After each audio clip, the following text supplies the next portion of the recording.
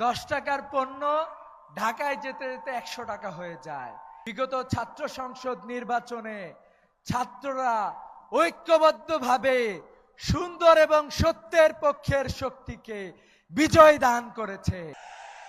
সম্মানিত উপস্থিতি, আমরা যেই নতুন বাংলাদেশ চেয়েছিলাম, আগামী 12 তারিখে যে ব্যালট বিপ্লব শুরু হবে, সেই ব্যালট বিপ্লবের জন্য আমরা সবাই কি প্রস্তুত আছে? আমরা জানি আমাদের অন্যতম একটি গুরু দায়িত্ব সুন্দরভাবে শৃঙ্খলার সাথে এই ভোট সম্পন্ন করা।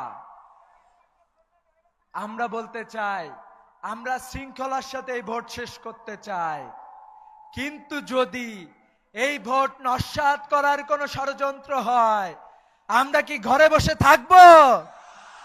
বাংলাদেশের আপামর জনতা রাজপথে নেমে তাদের সেই চক্রান্তকে দুঃস্বপ্নে পরিবর্তন করবে ইনশাআল্লাহ। সম্মানিত উপস্থিতি, বাংলাদেশের মানুষ অলরেডি বুঝে গিয়েছে কারা তাদের প্রতিনিধিত্ব করতে চায়। আমাদের তরুণ সমাজ অলরেডি বুঝে গিয়েছে কারা বাংলাদেশের মুক্তি নিশ্চিত করবে।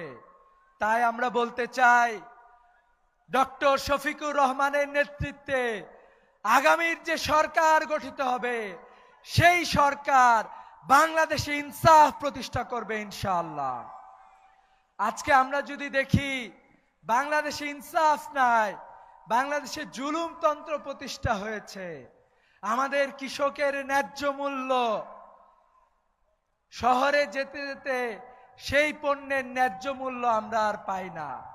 10 টাকার পণ্য ঢাকায় যেতে যেতে 100 টাকা হয়ে যায়। এভাবে করে প্রত্যেকটা জায়গায় জুলুম এবং বঞ্চনার মধ্য দিয়ে বাংলাদেশের মানুষ কাটাচ্ছে।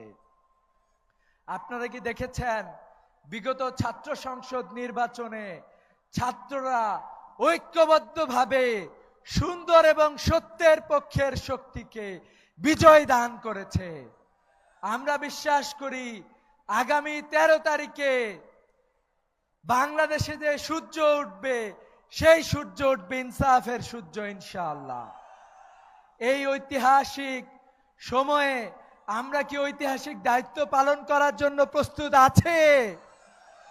কুষ্টিয়ার 4টি আসনে বিজয় ছিনিয়ে নিয়ে আসবো ইনশাআল্লাহ।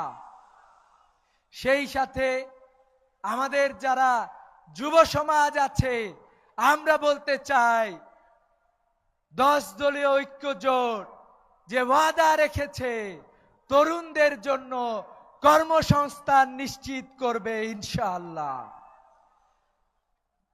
ভাতার ব্যবস্থা না করে তরুণদের জন্য প্রশিক্ষণের ব্যবস্থা করবে ইনশাআল্লাহ। যে শিক্ষা ব্যবস্থা এতদিন আমাদের দেশের মানুষদেরকে সুন্দরভাবে গড়ে তুলতে পারে নাই, সেই শিক্ষা ব্যবস্থাকে ভেঙে নতুন এক শিক্ষা ব্যবস্থা গঠন করা হবে। যেই শিক্ষা ব্যবস্থায় একজন মানুষকে প্রকৃত মানুষ হিসেবে গড়ে তোলা হবে, যেই শিক্ষা ব্যবস্থায় বেকার তৈরি করা হবে না, বরং একটি দক্ষতা সম্পন্ন তরুণ সমাজ গড়ে তোলা হবে ইনশাআল্লাহ।